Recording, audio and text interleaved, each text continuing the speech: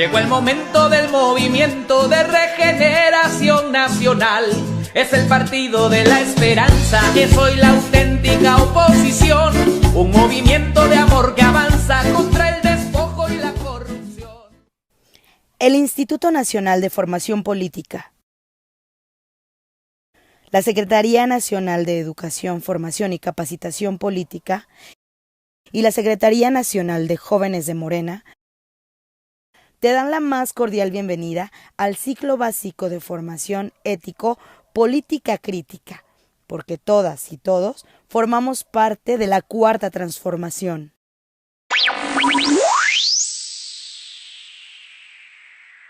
Muy buenas noches, compañeros, compañeras. Nos encontramos en la primera sesión del módulo 1 del ciclo básico de formación ético política crítica. El tema que se abordará el día de hoy es ¿qué es la política? Muy brevemente, antes de dar inicio a la sesión del día de hoy, quiero hacerles dos pequeños anuncios.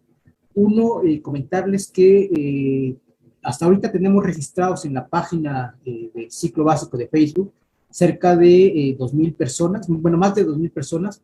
Es importante que todas las compañeros, compañeras que se registren en esta página puedan llenar su formulario de inscripción.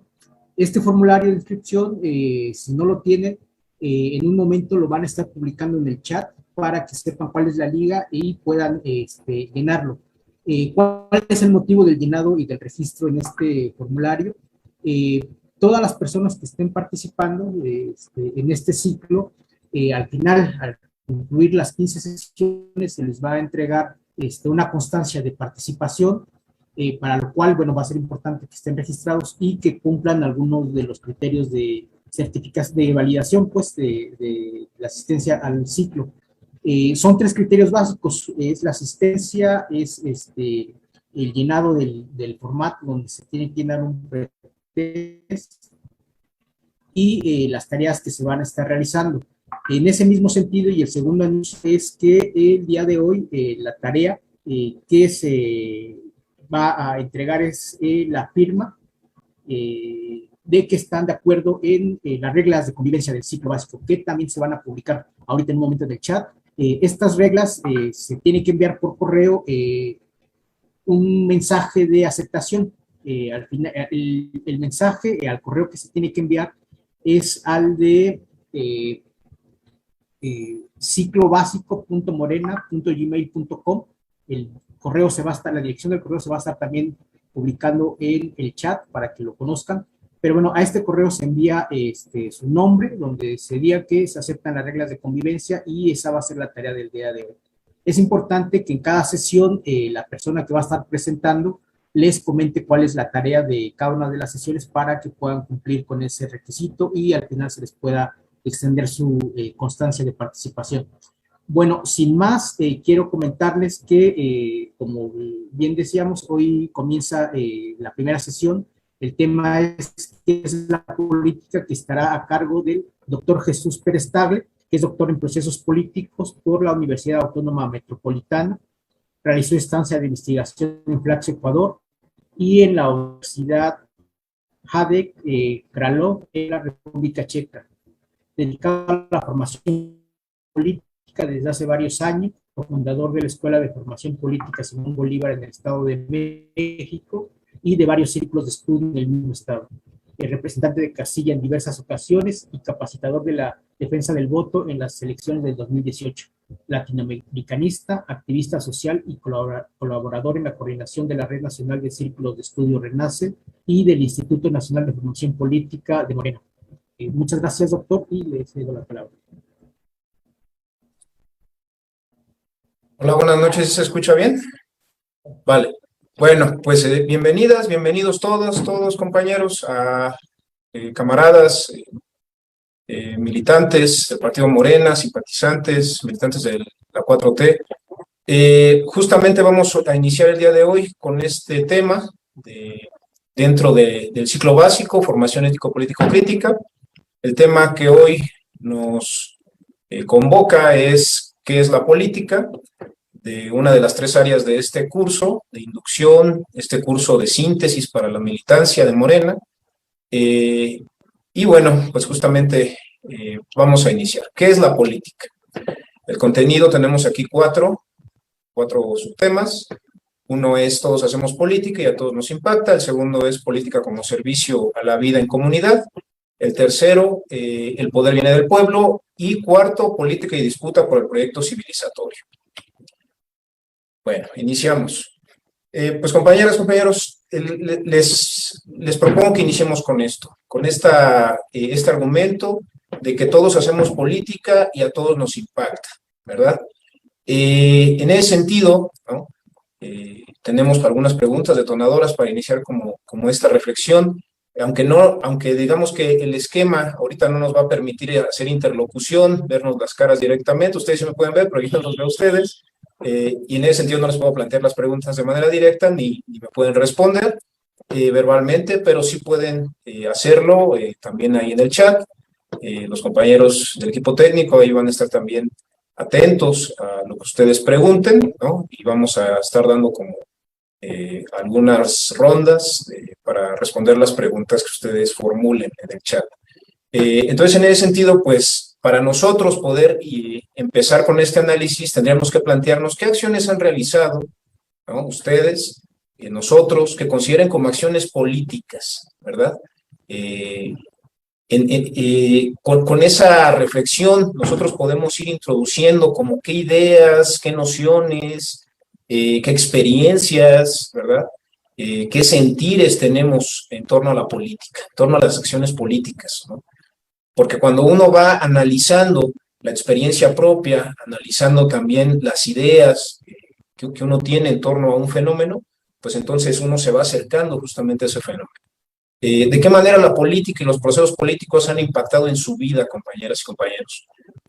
Si nosotros ya vamos como tejiendo una idea, una reflexión sobre qué es una acción política o qué constituye las acciones políticas, pues también nosotros podríamos preguntarnos de qué manera, en qué sentido los procesos políticos han impactado directamente a su vida de ustedes, la vida de su familia, la vida de su comunidad, la vida de su región, de su estado, de su país, del mundo, ¿verdad? Entonces son preguntas detonadoras que nos ayudan a ir tejiendo una noción. Somos seres sociales. Ese es el primer planteamiento que les quiero hacer.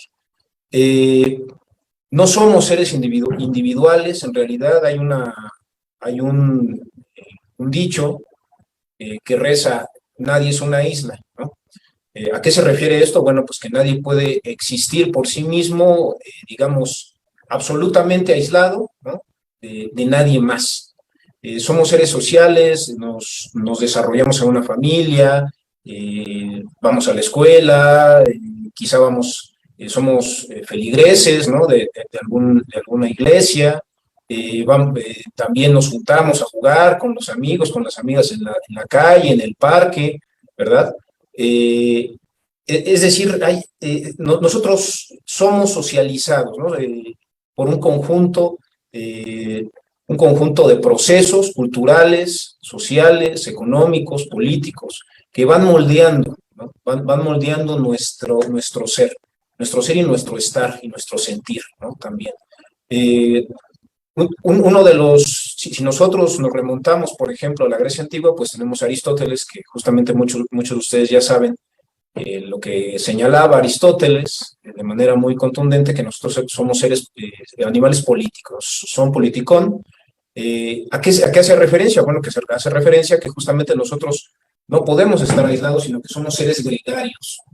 ¿Qué significa que somos seres gregarios? Pues que siempre nos estamos congregando con otros. Siempre nos juntamos, hacemos grupos, hacemos comunidad, en todo momento tenemos relaciones con otras personas, con otros seres, ¿no? En ese sentido somos seres gregarios, animales políticos que no podemos dejar de hacer política, ¿no? Prácticamente estaría en nuestra naturaleza, desde esta perspectiva aristotélica. Igualmente lo que hacemos en ese sentido impacta a los demás, ¿no? Si somos seres gregarios que no podemos dejar de congregarnos con otros y de relacionarnos, por supuesto que lo que nosotros hagamos, en gran medida, en distintos niveles, en diversas formas, es un hacer social, ¿no? Y en ese sentido tenemos también responsabilidad, o vamos tomando conciencia de que somos parte de la propia configuración social, ¿no? De la propia comunidad, de lo que la comunidad construye y del destino de la comunidad. Nuestro hacer es un hacer social, ¿no? Nuestras acciones, que nosotros pudiéramos pensar que en algún momento las llevamos de manera individual, pudiéramos pensar que sí hay algunas esferas, algunos niveles donde la individualidad es muy marcada, ¿no? Pero hay la gran mayoría de las esferas de la acción en la realidad social, pues justamente implica afectar de manera negativa o positiva a los otros, a los nuestros, a los comunes, a nuestra familia, a nuestros amigos, a nuestros parientes lejanos, ¿no?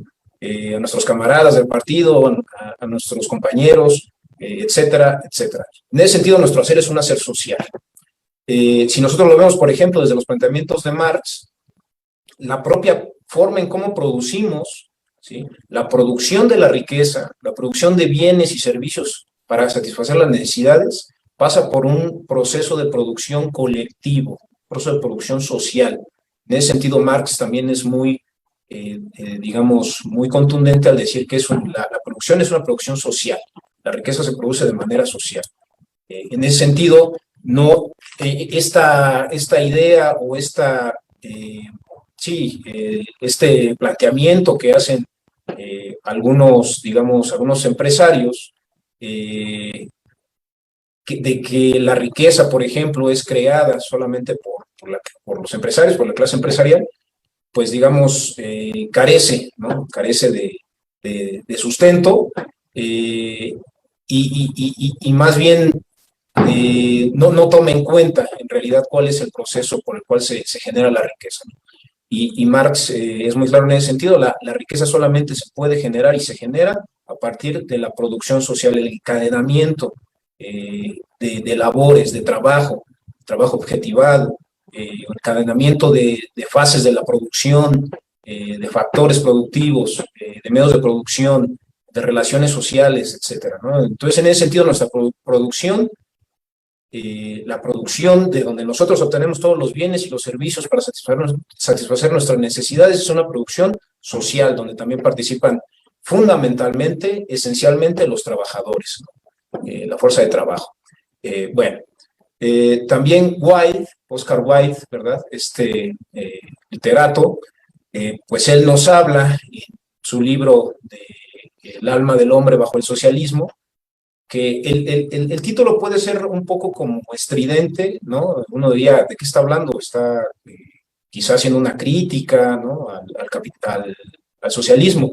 Sin embargo, cuando uno lo lee, pues se encuentra con interesantes sorpresas, y más bien ahí lo que hace Oscar Wilde es que defiende los postulados del socialismo en la idea de que en el socialismo se puede realizar completamente la individualidad, ¿no? Más allá de lo que nosotros podamos criticar o estar de acuerdo con los postulados socialistas, lo que me gustaría a mí resaltar de este autor es que él nos señala que solamente en comunidad podemos realizar nuestra individualidad de manera completa, ¿no? Justamente va en contra de los planteamientos de un conjunto ahí de autores y de ideólogos de derecha, de que señalan que el individualismo es lo que realmente debe de prevalecer, ¿no? En la sociedad. ¿Por qué? Porque si estás como en un modelo o en un sistema que intenta ser como más comunitario, como más distribuidor, ¿no? Es decir, que distribuya la riqueza, por ejemplo, en términos más igualitarios, pues entonces, según estos ideólogos, tu individualidad se iría difuminando, se iría perdiendo, ¿no? Tu originalidad, ¿no? Lo que te hace único se iría perdiendo, y en ese sentido sería una situación de sojuzgamiento, ¿no? De coartar la libertad. Ese sería más o menos un poco como los argumentos, ¿no? que derivan estos pensadores o estos ideólogos. Sin embargo, lo han llevado, digamos, a un plano muy irreal, ¿no? Y no toman en cuenta que también efectivamente somos seres sociales y que no podemos estar pensando en que solamente la individualidad, la competencia, ¿no? La competencia descarnada y permanente por los recursos, por las posiciones, etcétera, es lo que en verdad va a traer bienestar, ¿no? ¿Cómo pudiera traer bienestar colectivo? La búsqueda incesante de la individualidad y la visión y la práctica incesante y permanente, descarnada de la individualidad. En realidad, eso no es así, sino que más bien el planteamiento, por ejemplo, desde Wilde sería, no, es que en el capitalismo, el individualismo lo que hace justamente también es coartar tus libertades, ¿no? ¿Por qué? Porque la competencia y esta lógica entonces digamos, de pelear, luchar por distintos recursos, distintas posiciones, distintos recursos, pues más bien eso también va coartando la propia libertad, ¿no? Y bueno, ya pudiéramos meternos incluso a revisar con otros autores, sociólogos, economistas, etcétera, estos postulados que más o menos se han mencionado, pero bueno, yo quería hacerlo como muy, digamos, muy rápido ahorita con un literato como Wilde. También tenemos a Freire, ¿no? Freire nos dice que solo en comunidad podemos aprender y podemos rescatarnos. Nadie se salva a sí mismo, nadie salva a otro, nos salvamos en comunidad, nadie enseña a otro, ¿no? En el sentido de que no es que una persona no sepa nada, ¿no? Sino que más bien todos tenemos conocimiento, todos somos seres que producimos conocimiento y el conocimiento es una producción colectiva y ese conocimiento, digamos, es justamente y tiene que destacarse como un conocimiento que solamente se produce en comunidad, ¿va? Bueno, entonces, dicho todo esto, sobre la dimensión comunitaria de la política y que somos seres sociales, pudiéramos aquí también definir o señalar tres nociones de qué es la política. Una es actividad pública que implica la participación de los ciudadanos en la organización de la sociedad y el Estado y en la determinación de quiénes, por qué y cómo deben gobernar, ¿no? Otra es que aquellas interacciones que se orientan predominantemente a la asignación autorizada y autoritaria de valores en una sociedad. Y otra es quién se queda con qué, cómo y cuándo.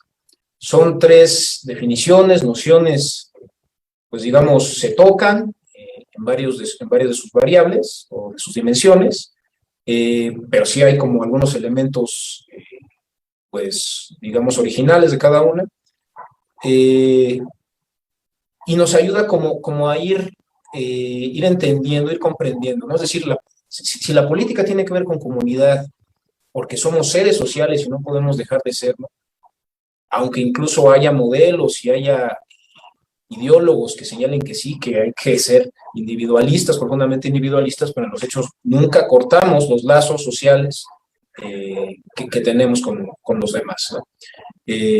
Bueno, entonces, si eso es la política, también entender que es esta relación primigenia va generando como estas nociones que tenemos acá.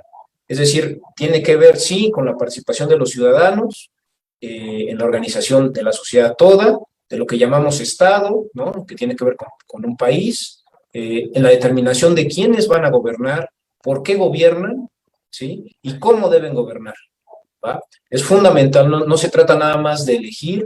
En muchas ocasiones pudiéramos decir que lo que se rescata de la idea de política es la cuestión electoral, ¿no? La cuestión de la lucha por el poder, pero va mucho más allá. Es decir, sí es una cuestión electoral porque permite revisar o más bien decidir formar gobierno, ¿no? Y en ese sentido, ¿quiénes son los que ejercen ese gobierno? ¿Por qué? ¿No? ¿Cuáles fueron los mecanismos que les permitieron o les dieron esa legitimidad, ¿no? O esa oportunidad o ese momento para poder ejercer el gobierno. ¿Y de qué forma tienen que ejercer ese gobierno? ¿Cómo deben gobernar? Asimismo, eso nos lleva a la idea de la asignación de recursos, ¿no? El gobierno, la política, el Estado se asignan recursos de manera permanente. Y pudiéramos decir que esa asignación es autorizada, pero que también a veces pasa por rasgos autoritarios, ¿no? No necesariamente siempre es autorizada y legitimizada o legítima, sino que también en muchas ocasiones puede pasar esa asignación de recursos por una práctica autoritaria, ¿no? Igualmente, entonces pudiéramos hablar de que la política nos ayuda a distinguir, es un proceso, son relaciones por los cuales se produce quién se queda con qué, cómo y cuándo, ¿va? Y entonces en ese sentido la política ya no nada más son elecciones, sino también es distribución de valores, pero ojo, son valores materiales y simbólicos también, ¿no? No nada más de un tipo, materiales y simbólicos.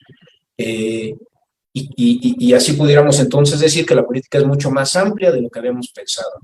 Todo un proceso que nos ayuda a ir configurando, construyendo las diferentes situaciones,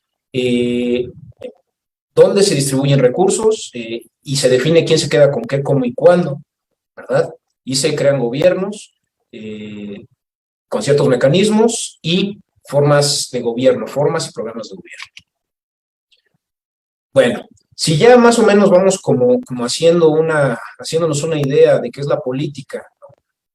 Y que el sustrato o la base fundamental de la política es la comunidad, porque somos seres sociales, pudiéramos decir que entonces la política es fundamental para la actividad, la actividad humana, ¿no? Y en ese esquema tenemos aquí 3 frases que nos va a llevar ahorita a un planteamiento. Dice, por ejemplo, Ortega y Gasset: jóvenes, haced política, porque si no la hacéis, se hará igual, y posiblemente en vuestra contra, ¿no? Hay otra que nos dice aquí Platón: el precio de desentenderse de la política es el ser gobernado por los peores hombres. Y nos dice también nuestro intelectual de la 4T, uno de los más, digamos, más importantes del mundo, y que está con nosotros y es nuestro secretario de Capacitación y Formación Política en Morena, Enrique Dussel, nos dice: cuando no se participa, expresado en el decir popular, ¿y a mí qué?, se anida el autoritarismo de la clase política y la decadencia de la república. ¿Cómo ven? Piensen estas frases, qué les dicen, qué les hacen pensar, qué les hacen sentir, hacia dónde apuntan, hacia qué problema nos están apuntando. Y fíjense, estamos hablando de frases que tienen que ver con miles de años, ¿no? Por ejemplo, Platón, pues, estamos hablando de hace, sí, ya más de 2000 años. Ortega y Gasset, un poquito ya más para acá, siglo XX, y Enrique Dussel, que nos da esta frase ya en el siglo XXI. Entonces, fíjense, la importancia de la política trasciende los tiempos, ¿no? Pudiéramos decir. El problema, entonces, lo podríamos formular de esta forma. Aunque no nos interesa la política, aunque no nos interese la política y no participemos activamente en ella, la política nos impactará, ya sea en el precio de la comida, del transporte, de las medicinas, en si se garantizan o se amplían nuestros derechos y libertades, en si se hace justicia o hay impunidad, en si hay represión y violencia hacia los que alzan la voz, en el nivel de pobreza y desigualdad, en qué tanto nuestra vida es y será más o menos vivible, en qué tanta felicidad o infelicidad experimentaremos. Entonces, vamos fortaleciendo esta idea de que la política es mucho más amplia y que justamente es esencial, fundamental para la reproducción de la vida humana y de la propia sociedad. El no participar activamente en la política no nos hace neutrales, ojo, porque hay, digamos, se pueden escuchar, ¿no?, en diversas ocasiones, la frase de, no, pues es que a mí no me interesa, o yo quiero ser, yo soy apolítico, yo soy apartidista, yo soy neutral. Sin embargo, tenemos un problema. En la realidad política, la neutralidad absoluta prácticamente es inexistente. Pudiera haber algunas situaciones, algunos casos a nivel muy micro, ¿no?, de la acción social, de la realidad social, donde digamos, participar o no en alguna acción o decisión política pudiera tender hacia la neutralidad, pero en los hechos es casi imposible encontrar, digamos, neutralidad en la política, ¿no?, neutralidad absoluta. Y en ese sentido, cuando nosotros decimos, no, pues somos neutrales, pues más bien nos estamos colocando como legitimadores del orden político existente, es decir, de alguna forma estamos apoyando indirectamente, aunque no queramos, ¿no? Aunque no lo pensemos, no nos lo propongamos, de alguna forma estamos apoyando el orden político existente y la correlación de fuerzas que hay, es decir, en ese orden político existente, ¿quiénes son los que más ganan? ¿Quiénes son los que pierden? ¿Quiénes son los que más pierden, ¿no? Permanentemente.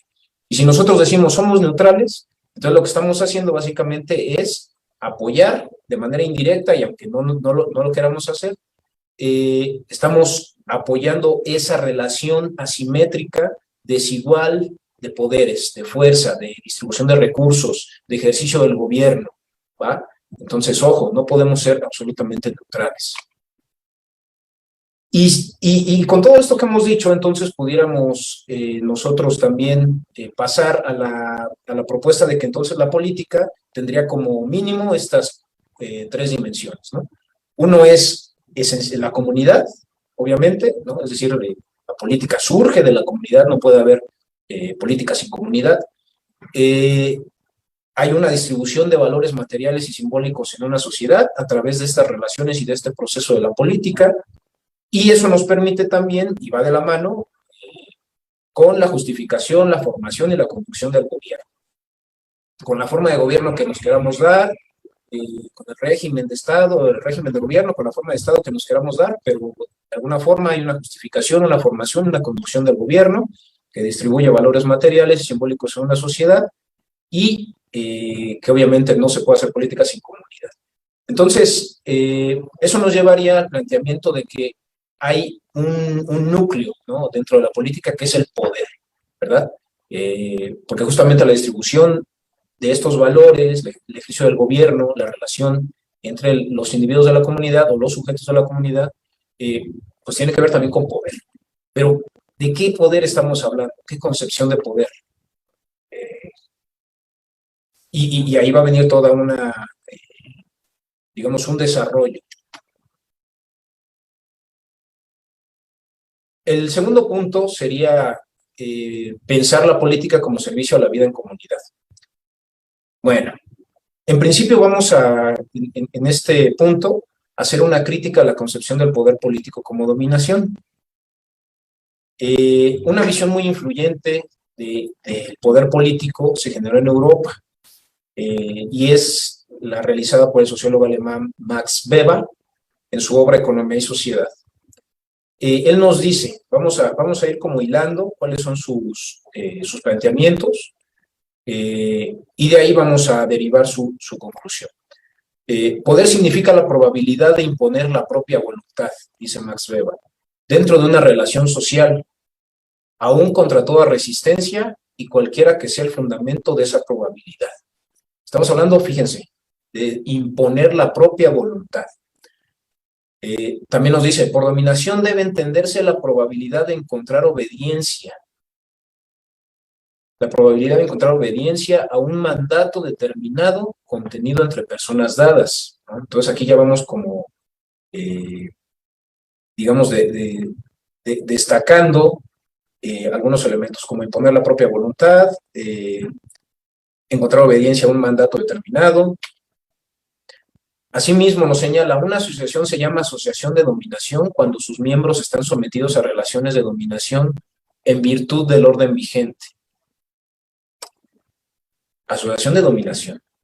Una asociación de dominación debe llamarse asociación política cuando y en la medida en que su existencia y la validez de sus ordenaciones dentro de un ámbito geográfico determinado estén garantizados de un modo continuo por la amenaza y aplicación de la fuerza física, esto también hay que destacarlo, por parte de su cuadro administrativo. Por Estado, entonces, debe entenderse un instituto político de actividad continuada cuando y en la medida en que su cuadro administrativo mantenga con éxito la pretensión al monopolio legítimo de la coacción física para el mantenimiento del orden vigente. Aunque pudiéramos de repente perdernos en la argumentación que hace Max Weber, lo importante es ir destacando, ¿no?, como algunos elementos. Decíamos acá, imponer la propia voluntad, ¿no? Entonces, él liga al poder con la situación de imponer la propia voluntad. También lo liga con la situación de encontrar obediencia, ¿no? Y entonces también dice, una asociación, que en este caso el Estado es un instituto político y a la vez el instituto político es una asociación de dominación. Fíjense, el Estado debe entenderse como un instituto político, pero que a la vez es una asociación de dominación, ¿no? Eso es lo que podemos nosotros ir desprendiendo de estos argumentos. Entonces, el Estado para Max Weber y el poder tiene transversalmente una cuestión de dominio, dominación. Es decir, en ese sentido el poder sería dominio en principio. Aunque también Max Weber nos habla de legitimidad, ¿no? Es decir, la legitimidad sería aquella disposición de las personas a dejarse gobernar, ¿va? Pero aún así, aunque nos hable de legitimidad, él está pensando que dentro de la actividad del Estado, en la actividad política, el poder se ejerce como dominación, a pesar de que haya también un ejercicio de legitimidad. De ahí también nos explica que entonces habría tres tipos de dominación. La primera es la legal burocrática, la segunda es la tradicional, y la tercera es la carismática, ¿no? Para Max Weber, la dominación burocrática es fundamental en el Estado. Fíjense cómo hasta la propia burocracia la piensa como necesaria para la propia existencia del Estado y para que su dominio se realice, ¿no? para que su dominio pueda realizarse, pueda operarse. En otra de sus obras, una que se llama El político y el científico, señala que el Estado, al igual que toda entidad política, es un enlace de dominio. Fíjense, otra vez nos habla de dominio, de individuos sobre individuos, sostenido mediante la legítima violencia, es decir, considerada como tal. Para que se sostenga es necesario, pues, que los súbditos acaten la autoridad que pretenden tener quienes la ejercen. Regresando un poco, por ejemplo, acá en su definición, otra definición de Estado, nos dice monopolio legítimo de la coacción física para el mantenimiento del orden vigente. Entonces, hay en su centro de la concepción de poder de Max Weber y la concepción de Estado, la idea del dominio y de la violencia física, ¿no? Es decir, el Estado tendría el monopolio de ejercer esa violencia física cuando, digamos, la gente no quiera acatar, ¿no? No quiera dejarse gobernar, ¿no? Atender a la autoridad.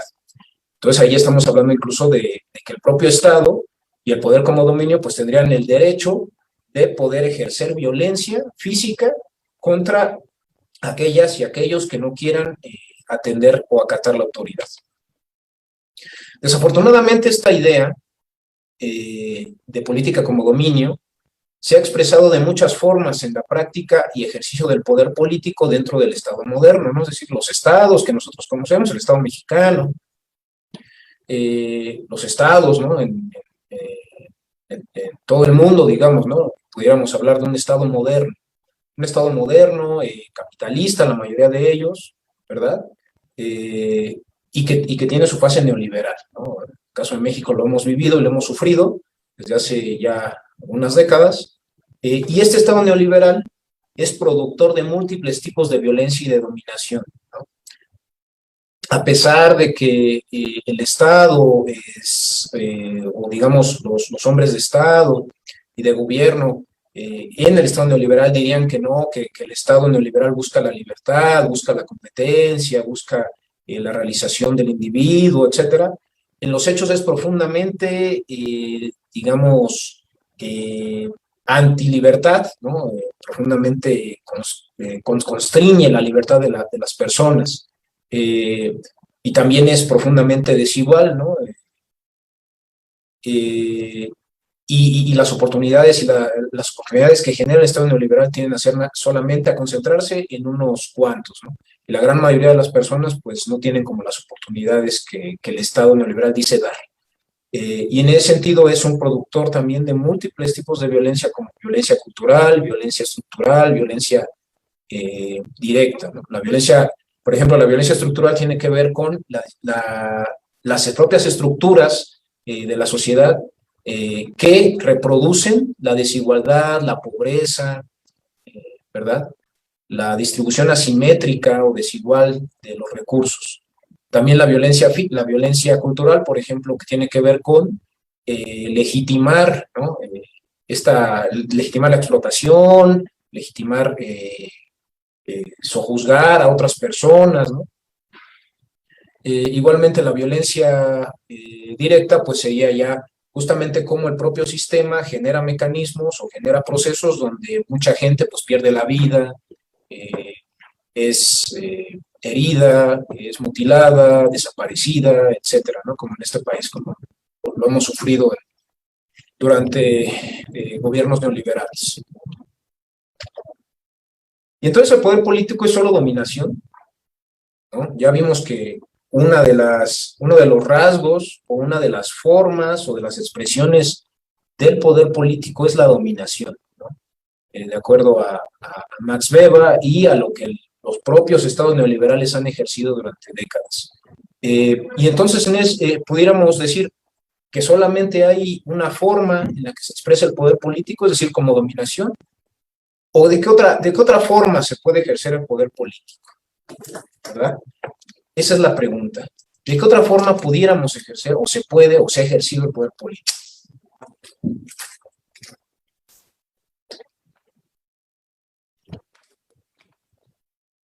Por ejemplo, diríamos, también existe la forma, la expresión del poder como obediencia, es decir, poder obediencial.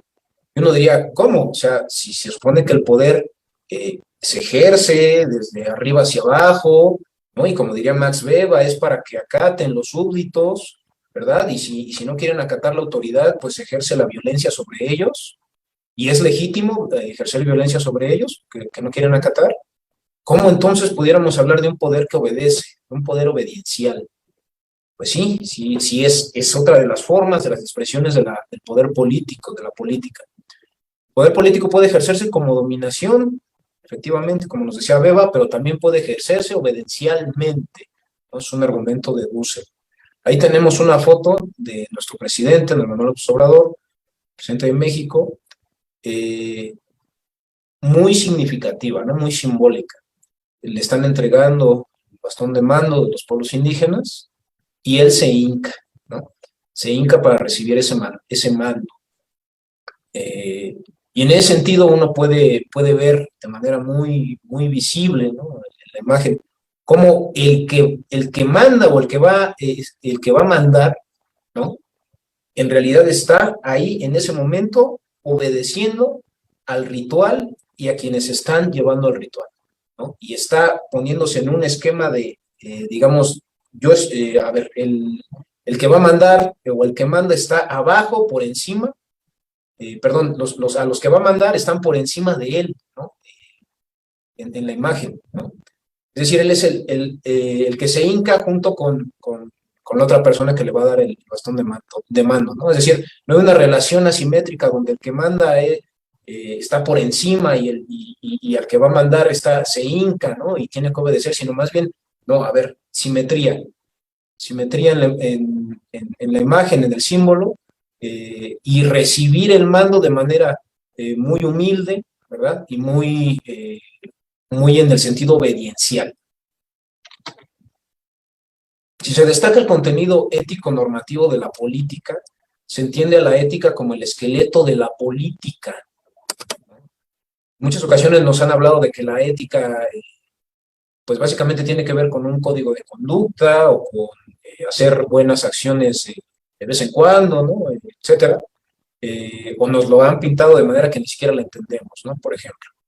Pero en realidad la ética es también una parte necesaria y que está presente de manera permanente en la actividad política, y en ese sentido, como dice Dussel, es el esqueleto de la propia política, la ética.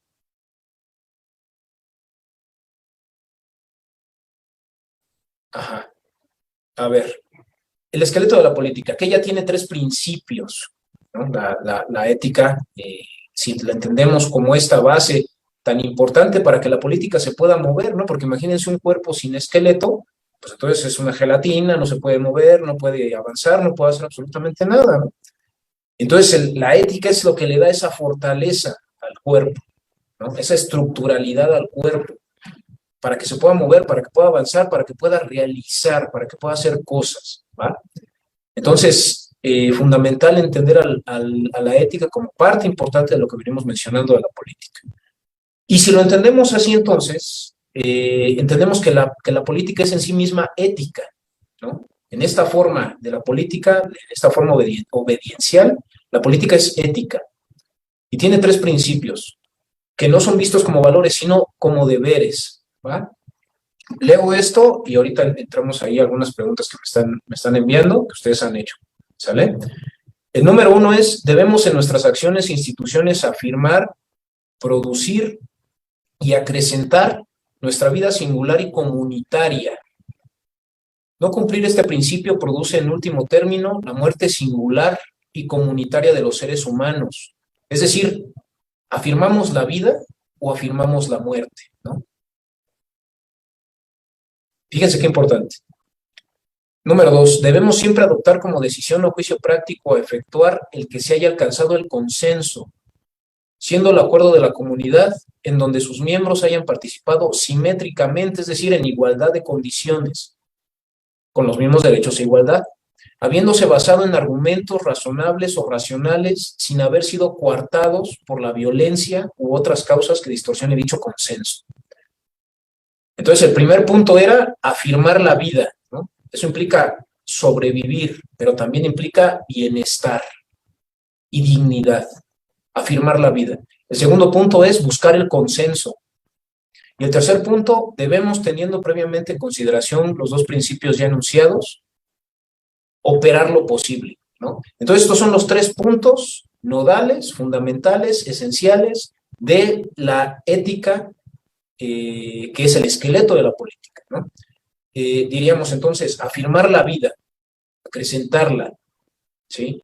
La supervivencia, el bienestar, la dignidad, la justicia. Y esto lo tenemos que hacer con consenso, tenemos que buscar el consenso para poder afirmar esta vida en comunidad y la vida también singular de cada uno de nosotros, ¿no? Y esto lo tenemos que hacer partiendo de lo que se puede hacer, operar lo posible, ¿no? Y operar lo posible implica también construir las condiciones de posibilidad. Si no podemos, por ejemplo, si en nuestra comunidad no tenemos agua, ¿verdad? Y ya nos dimos cuenta que el agua es necesaria para afirmar la vida, porque si no, entonces muchos de nuestra comunidad incluso hasta pudieran morir, ¿verdad? Y eso no sería afirmar la vida, sería afirmar la muerte, acrecentar la muerte. Y la política ética está en contra de acrecentar la muerte, quiere acrecentar la vida, ¿va? Y entonces diríamos, en la comunidad, si ya sabemos que nos hace falta agua, ¿qué tenemos que hacer? Pues justamente buscar la forma, los mecanismos para poder llevar agua a la comunidad. Agua potable, que podamos consumir, etc. Pero que a lo mejor en algún momento no tenemos la capacidad para generar esos mecanismos para llevar agua, pues los buscamos también, generamos las condiciones de posibilidad para que tengamos la capacidad de construir los mecanismos para llevar agua a la comunidad, ¿no? Bueno, ese es un ejemplo, pero por supuesto puede haber muchísimos ejemplos. Voy a leer algunas de las preguntas. ¿Qué entienden los pensadores del neoliberalismo por libertad? Miren, por ejemplo, podríamos nosotros hacer como un ejercicio que dijéramos, a ver, tenemos a von Mises, perdón, a Hayek, ¿qué piensan de la libertad? Bueno, o podemos ir por autores, pues, ¿no? O podemos hacer como una especie de síntesis o de resumen global de los autores que han pensado con la libertad, ¿no? Por ejemplo, autores esenciales para la derecha, pues justamente serían, por ejemplo, von Mises, ¿no? Hayek, y ellos apelarían a que, por ejemplo, lo que permite la libertad de los individuos, e incluso genera hasta bienestar, ¿no? Dirían ellos, genera bienestar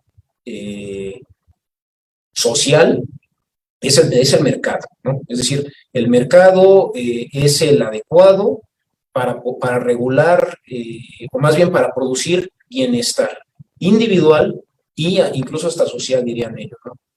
El mercado, dejarlo libre, dejar que las fuerzas de la oferta y la demanda se relacionen de manera libre, plena, sin que el Estado meta sus manos, ¿no? Básicamente, el Estado, el gobierno no debe de meter sus manos en el mercado, y entonces en ese sentido el mercado es como el núcleo de la sociedad, ¿no? El que nos permite realizarnos individualmente y realizarnos incluso hasta traer bienestar social. Son más o menos algunos postulados, ¿no?, de ellos. Hay otros autores, por ejemplo, de derecha reconocidos, ya más actuales, ¿no? Pero hay algunos que pudiéramos decir que tienen toda una elaboración profunda, y hay otros que por supuesto, nada más pues se dedican como a reproducir falacias, ¿no? Y a fuerza de estarlas reproduciendo y estarlas dice y dice en los medios de comunicación, pues digamos que mucha gente llega a creerlas. Como por ejemplo eso de que la cuestión de la libre competencia, ¿no? Es decir, la competencia también es un motor que permite el bienestar social y el bienestar individual, ¿no? Y en ese sentido, la competencia nos permite buscar de manera libre el futuro que cada quien requiera, ¿no? Que cada quien desee, que cada quien se ponga, ¿no? Pero en los hechos la libre competencia no existe tampoco o sea, la libre competencia, así como lo dicen ellos, una competencia donde efectivamente uno es libre, completamente libre de buscar su futuro y de buscar su horizonte y buscar su felicidad. En el Estado moderno, capitalista y neoliberal, eso no opera así. Hay todo un conjunto de estructuras que generan violencias y dominación hacia la gente, hacia la comunidad. Y en ese sentido, ¿cómo pudiera caber la libertad que ellos dicen, de la cual ellos hablan, ¿no? Por ejemplo, cuando nos dicen del libre mercado, ¿no? Que entonces, si uno quiere sobresalir económicamente, ¿no?, y poner un negocio, convertirse en un empresario, ¿no?, ser exitoso, nos dicen. Pero esto parte, según ellos, de que sí hay, digamos, libre mercado, ¿no? Y entonces, si tú te pones a trabajar muy duro, ¿no? O sea, depende de ti, básicamente, el éxito, ¿no? Y de ahí vienen, por ejemplo, fórmulas como el pobre es pobre porque quiere, ¿no? Es decir, en el neoliberalismo y desde esta lógica de la libertad de derecha, los pobres serían pobres porque no trabajan demasiado, ¿no? Es decir, ellos han decidido, tienen libertad, ¿no? Y en ese sentido han decidido seguir siendo pobres porque no han trabajado lo suficiente y no han hecho lo suficiente para poder, digamos, dejar de ser pobres, ¿no? Entonces el neoliberalismo, el capitalismo estigmatiza también a los pobres. Les dice que ellos tienen la culpa de ser pobres y todavía los ataca, ¿no? Todavía los ataca y los estigmatiza. Más o menos va por ahí la idea de la libertad, pero en los hechos, cuando uno pone un pequeño negocio, por ejemplo, pues el pequeño negocio muy probablemente va a fenecer, va a morir en pocos meses. ¿Saben por qué? Porque las micro y las pequeñas empresas, no solamente en este país, sino a nivel internacional, tienen una tasa altísima de mortalidad, de desaparición. ¿Por qué? Porque en los hechos no opera el libre mercado como nos dicen que opera, ¿no? Entonces, esa libertad que nos han dicho que uno puede, nada más, digamos, haciendo lo necesario, uno puede ser exitoso, puede sobresalir económicamente, etcétera, etcétera. Pero hay un conjunto de estructuras realmente que monopolizan en gran medida los recursos, ¿no? Yo les puedo decir, por ejemplo, Oxfam, si ustedes la conocen, es una organización no gubernamental, ¿verdad? Una organización no gubernamental internacional que se dedica a hacer informes anuales sobre la desigualdad. Y un año sí y el otro también nos están diciendo cómo la economía global está al servicio del 1% de la población mundial, ¿no? Y tenemos la mitad de las almas de este mundo, la mitad de la gente de este mundo reproduciendo su vida con $2 o menos de $2 al día, ¿no?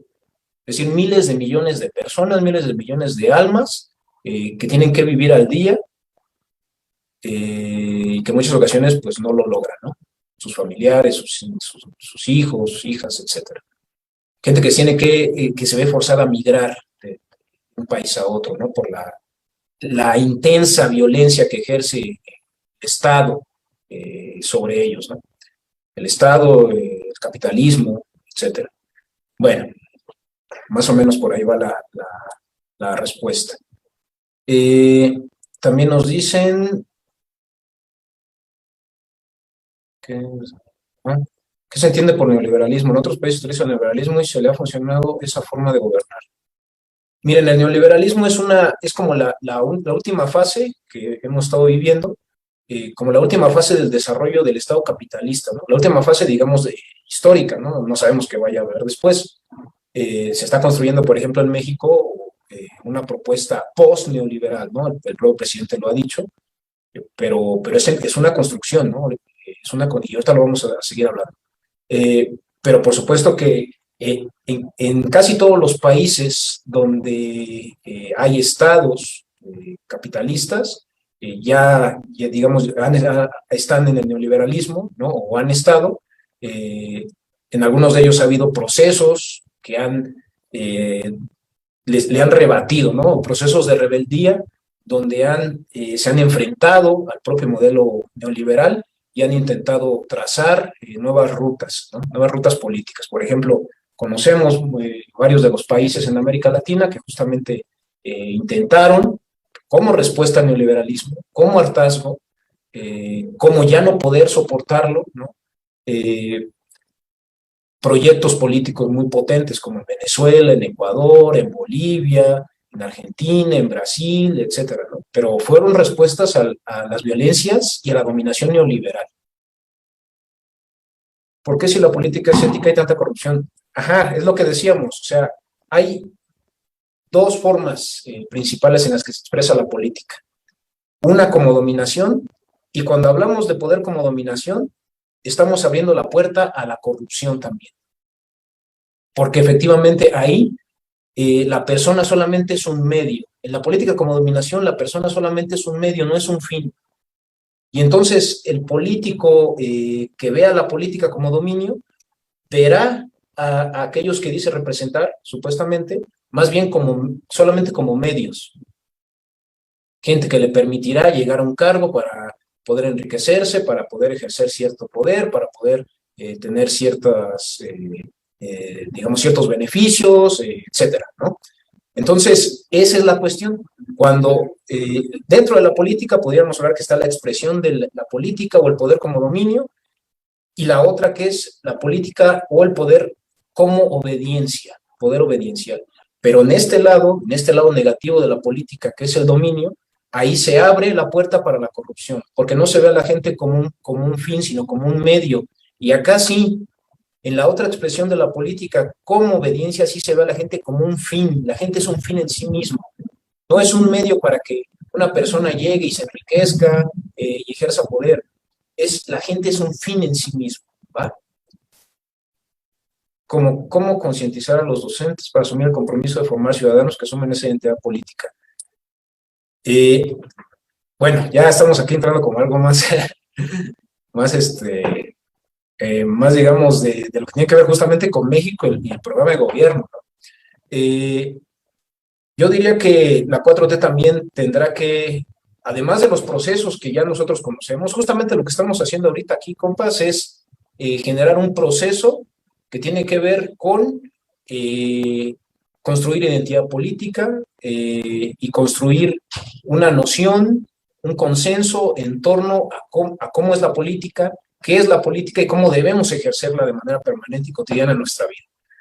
Y entonces en ese sentido estamos avanzando, ¿verdad? Pero no va a ser suficiente. Necesitaremos también otras iniciativas, otros procesos, y eso tocará necesariamente a la educación en México, ¿no? A la educación en México. Entonces es un debate que tendremos que dar dentro de la 4T, pero fundamental lo que comenta la compañera. ¿Qué momento histórico se da ese pensamiento distinto a la política como dominación? No es que siempre haya sido, por ejemplo, política como obediencia y luego política como dominación, o primero política como dominación y luego política como obediencia, sino que conviven, chocan entre ellas de manera permanente estas dos expresiones, la política como dominio y la política como obediencia. Ahorita vamos hablando más de eso.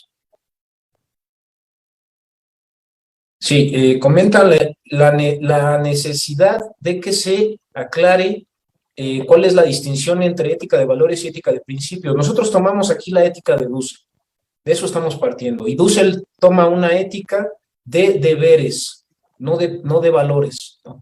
De principios o deberes, mejor dicho, ¿no? La ética de Dussel es una ética de deberes.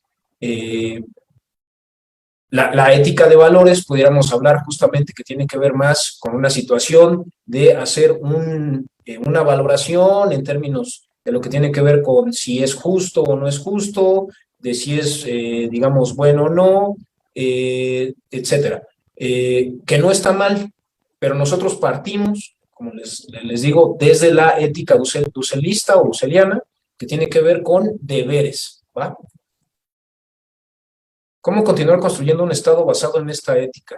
La agenda desde la sociedad y o desde el gobierno, sus políticas y sus nuevas leyes. Justamente tenemos que hacer un proceso colectivo de construcción colectiva de un proyecto colectivo. Ahorita vamos a seguir hablando más de eso. ¿Qué tendría como objetivo primordial el Estado como ente político? ¿Garantizar el orden o la felicidad? Bueno, pues, ¿pero qué orden? Sería la pregunta, ¿no? Digamos que podemos hablar de cualquier tipo de orden, ¿no? O sea, en la URSS hubo un tipo de orden, en la China comunista hubo un tipo de orden, después de Mao, y la China actual también hay un tipo de orden, ¿no? En el Estado neoliberal mexicano hay un tipo de orden, en el Estado que pudiéramos llamar como Estado de bienestar, o Estado post-revolucionario en México, donde surgen un conjunto de prestaciones sociales y de instituciones y de salvaguardas sociales, pudiéramos hablar que también había un orden ahí, ¿no? Es decir, tendríamos que hablar de qué orden, ¿no? Es decir, todo Estado en sí mismo guarda o intenta o fomenta un orden, ¿va? La pregunta es ¿qué orden? ¿No? Por ejemplo, los positivistas, bueno, así se les dice, pero estas personas que acompañaban a Porfirio Díaz, ¿no? Que se hicieron viejos con él en el gobierno, sus asesores, sus principales aliados políticos, operadores políticos, les decían los científicos, ¿no? Porque ellos decían que México tenía que tener orden y progreso. De hecho, ese era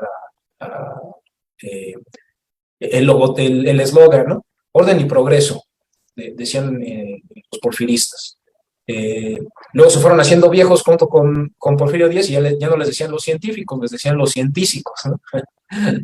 Pero bueno, la cosa es que ellos pensaban justamente que había que tener un orden, pero un orden muy, digamos, muy a lo positivista, que era una corriente de pensamiento que tenía que ver con que las sociedades tenían que funcionar como un organismo vivo, ¿no? De manera muy, muy clara, muy puntual, y entonces en ese sentido cada quien tenía un lugar específico en la sociedad, y había que asumirlo, ¿no? Es decir, si tú eres pobre, un campesino acasillado, es decir, un campesino que trabajas en las haciendas, y donde hay una tienda de raya, te explotan mucho, heredas tus deudas a tus hijos, ¿no? En el porfirismo, pues así es, o sea, tú eres digamos, una parte de ese organismo social y no tienes por qué cambiar esa parte, ¿no? Es decir, asume tu posición en este cuerpo social y ya, eso es todo, ¿no? Por ahí iba la cuestión del orden y progreso de los positivistas porfiristas. Entonces, más bien la pregunta sería, ¿qué tipo de orden? ¿No? Porque todo Estado y toda comunidad pretende, busca, fomenta un orden. La pregunta es, ¿qué tipo de orden? Y entonces, en ese sentido, la felicidad es transversal, ¿no? Es decir, un orden que busque la felicidad tiene sentido, ¿no? O sea, no sería algo que necesariamente no se pudiera realizar, sino más bien sería un proyecto que tendría que generar las condiciones de posibilidad para realizarse, ¿no? Un orden con felicidad. Bueno, vamos a seguir un poquito y ahorita seguimos con las preguntas. Bueno, con lo que hemos dicho acá en la exposición, entonces tendríamos estos tres elementos a partir de Dussel. La política, en su sentido obediencial, que es política ética, afirma la vida, busca afirmar la vida, buscando siempre el consenso, ¿no?, de la comunidad. Es decir, ¿cómo vamos a afirmar la vida, camaradas? ¿Cómo lo vamos a hacer, no? Porque uno puede decir, yo creo que afirmar la vida implica que todos tengamos un videojuego, ¿no? Pudiera ser, ¿no? Un poco, un ejemplo. Y otros dirían, no, pero eso no es afirmar la vida, ¿no? Pues mejor preguntémosles a todos los compas de la comunidad cómo afirmamos la vida en comunidad.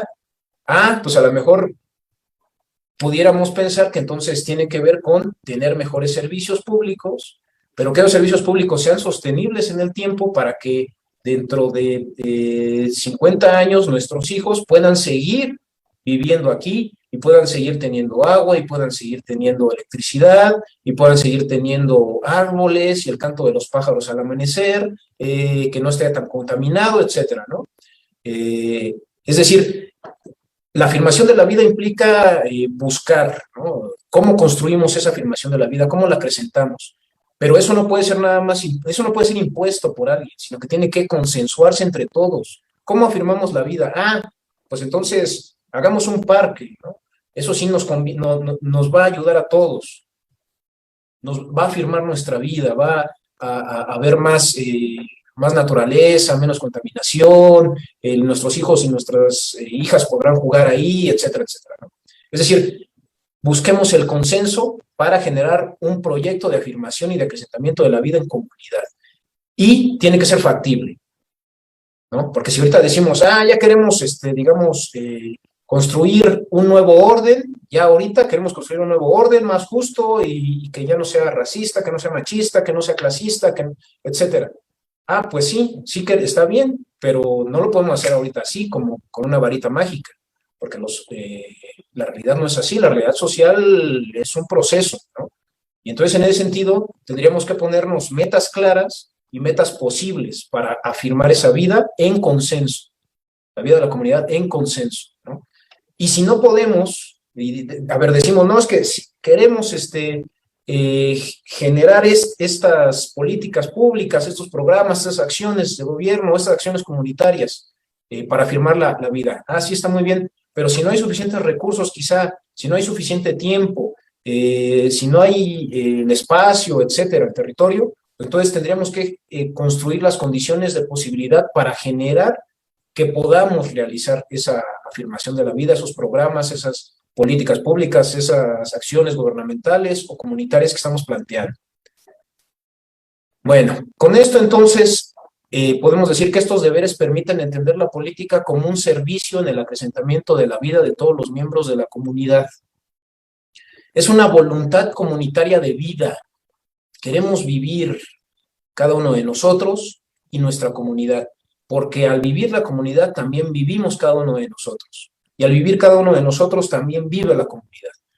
Y entonces en ese sentido ya no hacemos caso a esta idea de que en la comunidad y en los proyectos comunitarios se difumina la individualidad. No es cierto. Nosotros nos acrecentamos, nuestra vida se acrecenta, nuestras capacidades se desarrollan más, nuestras habilidades, nuestras dimensiones, somos seres multidimensionales, ¿no? Espirituales, emocionales, también analíticos, todo eso somos y más. Y entonces en ese sentido todo eso que somos se acrecienta y se desarrolla más en comunidad. Y entonces tenemos que ver ahora que la política obediencial busca, piensa, se ejecuta pensando en la comunidad. Y al pensar en la comunidad pensamos también en cada uno de nosotros. Nuestra vida personal, individual, se acrecienta en comunidad también. Ese es el planteamiento. Diría Dussel, no puede haber una finalidad más noble. AMLO, por ejemplo, seguramente lo han escuchado, él señalando esta expresión de la política, del poder obediencial, dice, la política es un noble oficio, ¿no? Y Rabindranath Tagore, poeta enorme, también señala, dormía y soñaba que la vida era alegría. Me desperté y vi que la vida era servicio. Serví y vi que el servicio era alegría. La leo de nuevo porque está hermosa. Dormía y soñaba que la vida era alegría. Me desperté y vi que la vida era servicio. Serví y vi que el servicio era alegría. Fíjense cómo este planteamiento de servir al otro, al prójimo, ¿no? Tiene que ver con alegría. Y tiene que ver justamente con la política vista en su plano, en su expresión obediencial.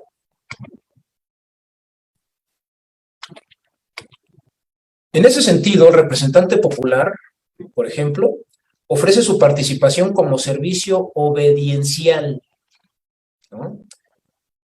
Servir a los representados. Es decir, el representante tiene que servir a los que dice representar. Es un servicio obediencial.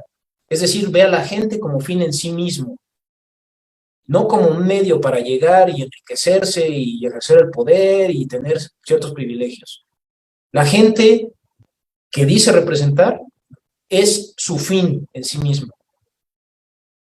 La comunidad es su fin en sí mismo, no es un medio para llegar a obtener algo de manera personal, sino más bien es un fin en sí mismo y él está ahí como, digamos, representante obediencial de la gente, ¿va?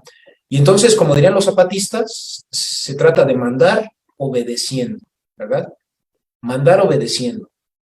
Y si entonces se manda obedeciendo, se rompe con la política como dominio. Y particularmente en el caso de México, se rompe con la cultura política autoritaria que se fue construyendo durante varias décadas con un régimen autoritario encabezado por el PRI, ¿verdad? Y se rompería entonces con estos elementos, estos rasgos de esta cultura política autoritaria, que tiene que ver con servirse de los otros, ¿no? Servirse de otros para enriquecerse, para obtener un hueso, y que se expresa en varias frases. El que no tranza no avanza, político pobre es un pobre político, sin obras no hay sobras, ¿no? Se refería a que si el político no hacía obras públicas, pues no tenía con qué quedarse, ¿no? Un cachito, ¿cómo dice AMLO? Un piquete de ojos, ¿no? Ahí, cada obra. Sin obras no hay sobras. Seguramente varios de ustedes saben quién dijo esa frase. La moral es un árbol que da moras, ¿no? También por ahí un cacique potosino que dio esta frase, ¿no? Demeritando la idea de la moral en la política. A mí no me den, pónganme donde hay. El poder no se comparte, ¿no? Es esta idea de que política como dominio. Entonces, mandar obedeciendo, ¿cómo lo podemos comprender de mejor forma?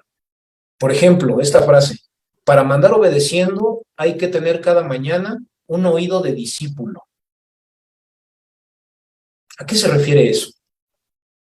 Para mandar obedeciendo hay que tener cada mañana un oído de discípulo. Fíjense qué interesante. Entonces, el representante popular, el representante de una comunidad, de un colectivo, para mandar obedeciendo cada día de su vida tiene que levantarse en la mañana con el oído abierto a escuchar a la comunidad, a escuchar a la gente.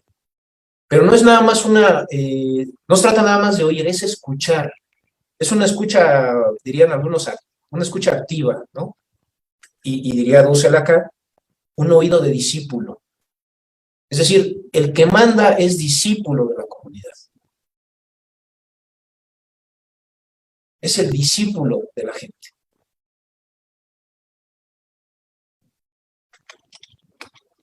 Bueno, ahora, el tercer tema, el poder político viene del pueblo.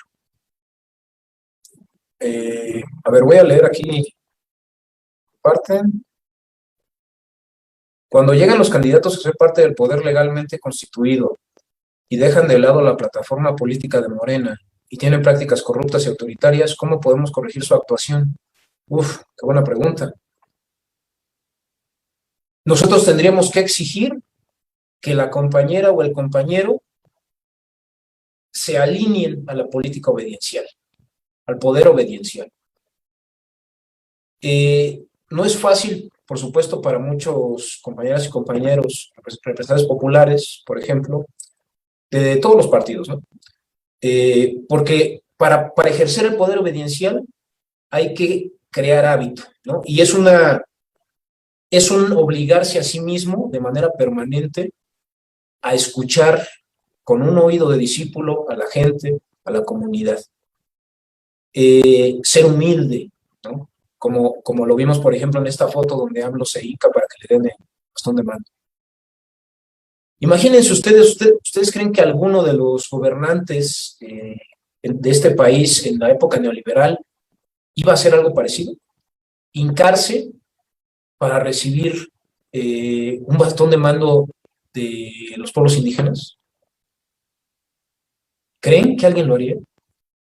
Y si lo haría, probablemente lo haría en una lógica de pues, nada más sacarse la foto, ¿no? Como lo han hecho muchos políticos profesionales. Pero AMLO no es la primera vez que lo hace, ¿no? AMLO desde que estaba en Tabasco, tiene historia, ¿no? Tiene historia de su forma en cómo se relaciona con la gente, y particularmente con los pueblos indígenas. Entonces, cuando una persona, un líder político como AMLO, se hinca para recibir un bastón de mando de las comunidades indígenas, le creemos. Le creemos porque él viene ejerciendo, practicando esta política, esta expresión de la política obediencial, la política como servicio. Difícilmente le podríamos creer, por ejemplo, a actores, a políticos profesionales que gobernaron este país, ¿no? En sexenios pasados. Porque sabemos que en realidad ellos principalmente se expresaban como, en el marco de la política, como dominio, ¿no? Bueno, y entonces eso implica tratar de alinearlos, ¿no? ¿Quién los va a alinear? Pues la militancia y la gente y todos nosotros, compañeros y compañeras. Dussel dice, por ejemplo, que cuando el representante popular ya no obedece a la gente y a los que dice representar, ya es una corrupción política, ya se corrompió, ¿no? Eso lo vamos a seguir viendo en este curso, por ahí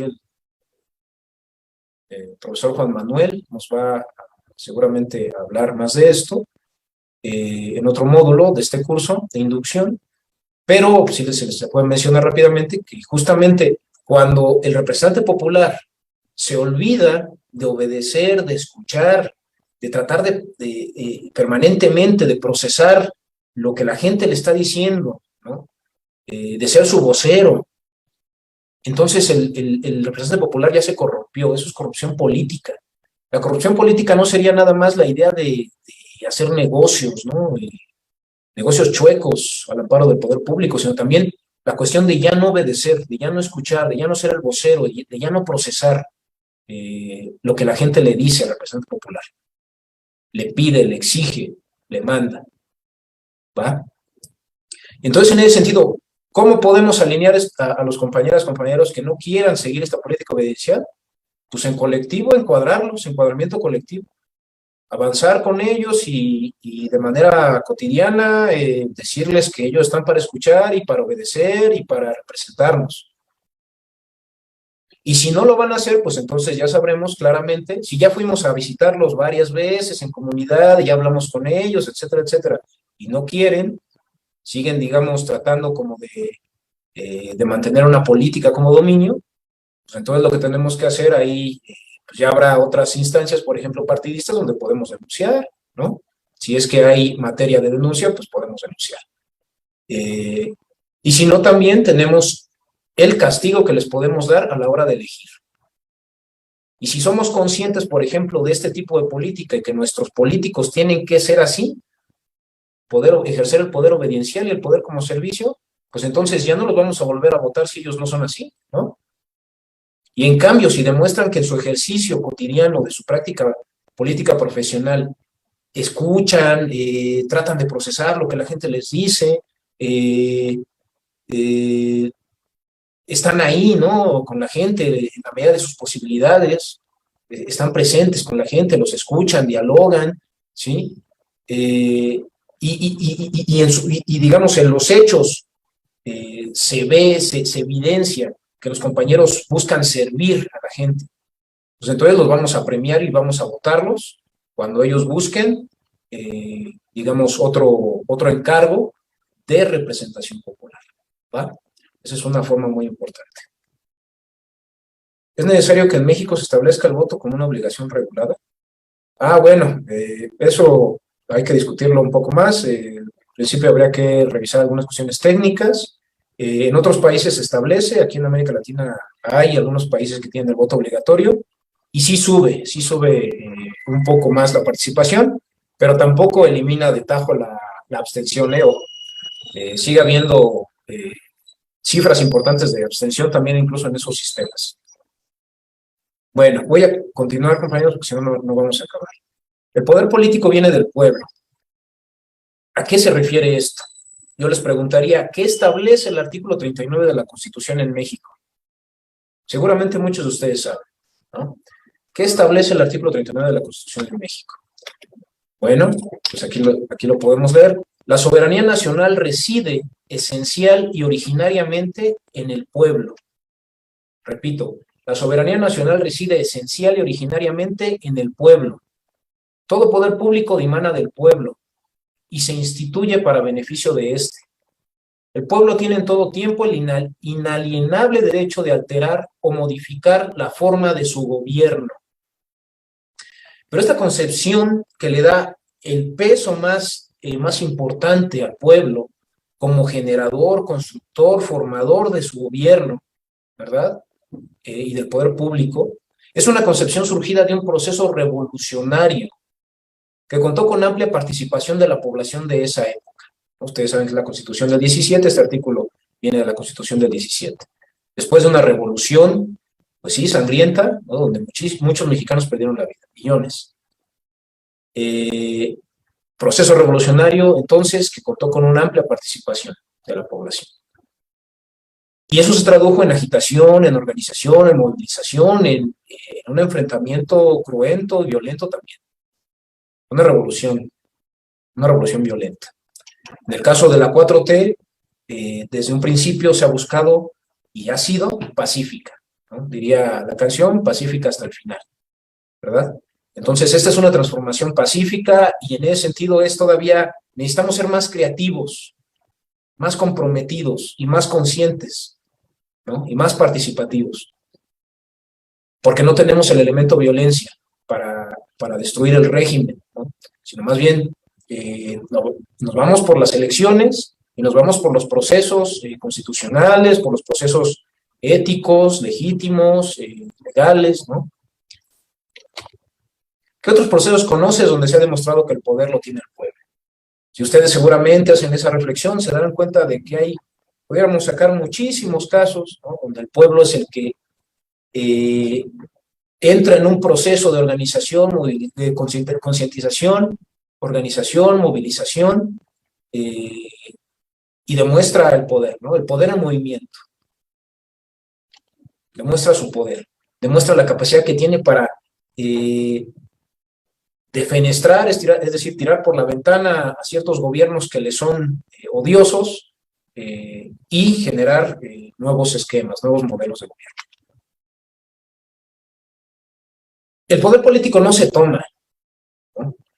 Como cuando se dice intentaremos por una revolución la toma del poder del Estado.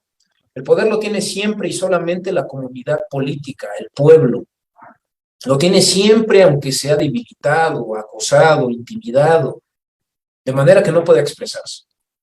El que ostenta la pura fuerza, la violencia, el ejercicio del dominio despótico o aparentemente legítimo, como la descripción que ya vimos de Max Weber, es un poder fetichizado, desnaturalizado, espurio, que aunque se llame poder, consiste por el contrario en una violencia destructora de lo político como tal, ¿no? Este poder como dominación es destructor. Y el pueblo tiene en todo momento esa capacidad de ejercer el poder, ¿no? Solo falta, digamos, que entre en ese proceso de concientización, de organización, movilización, para desplegar, para evidenciar, para realizar toda la capacidad y toda la fuerza de su poder. De ahí que AMLO, por ejemplo, diga, solo el pueblo puede salvar al pueblo, y solo el pueblo organizado puede salvar a la nación. Último punto, la disputa por el proyecto civilizatorio. ¿De qué manera la política impacta en el camino que siguen y se proponen seguir las sociedades? ¿No? Que ya vimos que la política entonces nos afecta, nos impacta positivo o negativamente a todas y todos, aunque no queramos hacer política, aunque no nos pongamos, no pongamos una, no tengamos una posición, ¿no?, frente a la política, una posición activa, aún así nos va a afectar, positivo o negativamente. Pero también ya vimos que el poder está ahí en el pueblo, ¿no? El pueblo en todo momento tiene ese poder y en todo momento lo puede desplegar a partir de ciertos procesos de concientización, organización, movilización. Y entonces, en ese sentido, el pueblo lucha, ¿no?, o lucharía por los propios proyectos para sí mismo, para la sociedad, para la civilización. El mismo Dussel nos explica de forma mucho más compleja, lo que ahorita les voy a comentar, que tiene que ver con el proceso de la política, ¿no? Dussel le llama las constelaciones diacrónicas de la política, pero digo, se puede entender de otra forma, mucho más sencilla, que pudiéramos llamar la política y su proceso, ¿no? Es decir, hay un orden vigente, ¿no? Pudiéramos hablar de que, así de manera general, la política obviamente tiene procesos, ¿no? Y entonces un proceso fundamental y muy general tiene que ver justamente con esta configuración de la sociedad, ¿no?, que comentamos hace rato. ¿Cómo se construye la sociedad? ¿Cómo se construye la ruta que va a seguir la sociedad? Y entonces, en ese sentido, podemos, por ejemplo, ver aquí un primer momento del proceso sería el orden vigente o el sistema vigente, ¿no? Bueno, ahí si escuchan al de los camotes, pues ya para, si alguien tiene hambre, pues ya a mí ya me dio un poco de hambre con escuchar, pero en fin, ya casi terminamos. Está el sistema vigente, el orden vigente, tiene que ver, por ejemplo, con el momento en que se construye un sistema, un modelo, una forma de gobierno, ¿va? Y esa forma de gobierno, digamos, tiene legitimidad durante una época, ¿no? Ese momento de la estabilidad. Tiene legitimidad durante una época y hay gobernabilidad, ¿no? La gente legitima, es decir, tiene la disponibilidad, la disposición de dejarse gobernar, ¿no? De dejarse gobernar. Y entonces, en ese sentido, hay estabilidad del gobierno, del sistema. Pero llega también un momento en que ese sistema se va corrompiendo, ¿va? Se va corrompiendo. Y entonces, aquella élite gobernante, que en algún momento era legítima, se va deslegitimando y se va haciendo cada vez más dominadora, ¿no? Represiva, y entonces ejerce el poder como dominación, cada vez más evidente, ¿no? Y hay sufrimiento de la población en ese momento, hay sufrimiento de la población. Y eso lleva a que haya en cierto momento una ruptura, ¿va?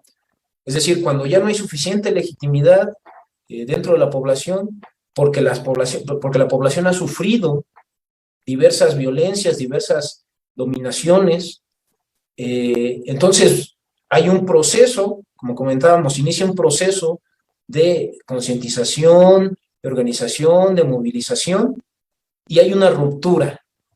Hay una crítica hacia el sistema vigente, hacia ese sistema que ha dominado y que ha lastimado. que ha maltratado a la gente, ¿no? Al grueso de la gente. Y entonces la gente se organiza y rompe con ese sistema, lo critica, ¿no? Y llega un momento en que esa crítica también se convierte en concientización y en organización, en movilización, y rompe con ese sistema vigente. Y entonces ahí podríamos decir que el poder se expresa como poder liberador, ¿va? Es decir, una política liberadora, una política de ruptura con un sistema explotador, expoliador, que sojuzga, que reprime, que maltrata, ¿no? Es un poder liberador y hay una ruptura con el sistema vigente, con el orden vigente, con el gobierno, con el Estado vigente, con la clase dominante vigente. Y después de esa ruptura también se va construyendo, o más o menos en paralelo, se va construyendo un nuevo orden, ¿va? Un nuevo gobierno, un nuevo Estado, una nueva comunidad, ¿no? Nuevos mecanismos, nuevas instituciones comunitarias, etc. Y ahí se expresa con toda su fuerza en ese momento el poder obediencial, ¿no? Nosotros, por ejemplo, ¿dónde estaríamos?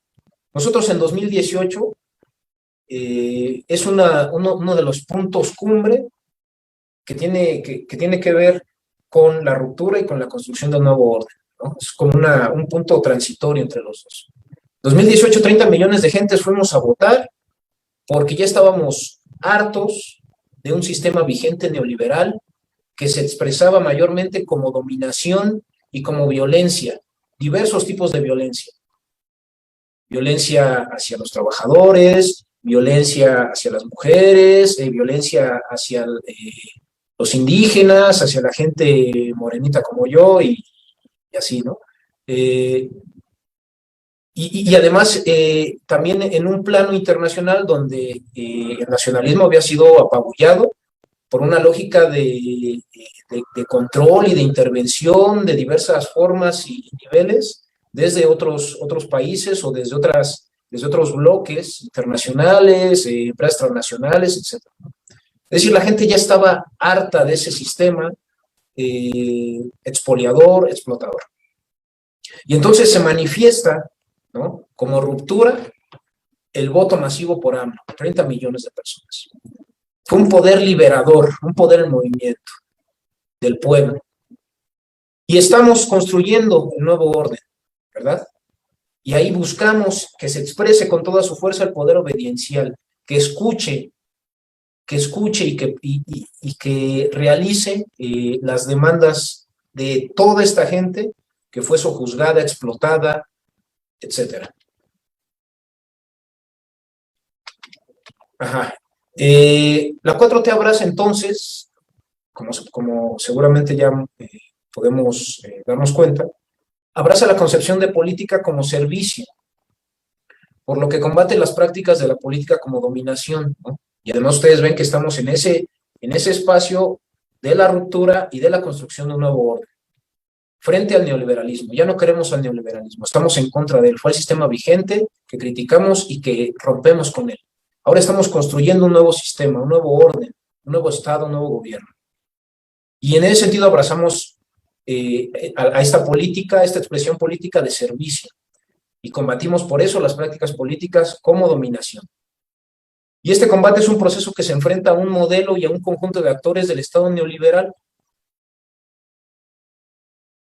por lo que la lucha es cotidiana y permanente. Estos actores del Estado neoliberal, por supuesto que no quieren que se construya un nuevo orden.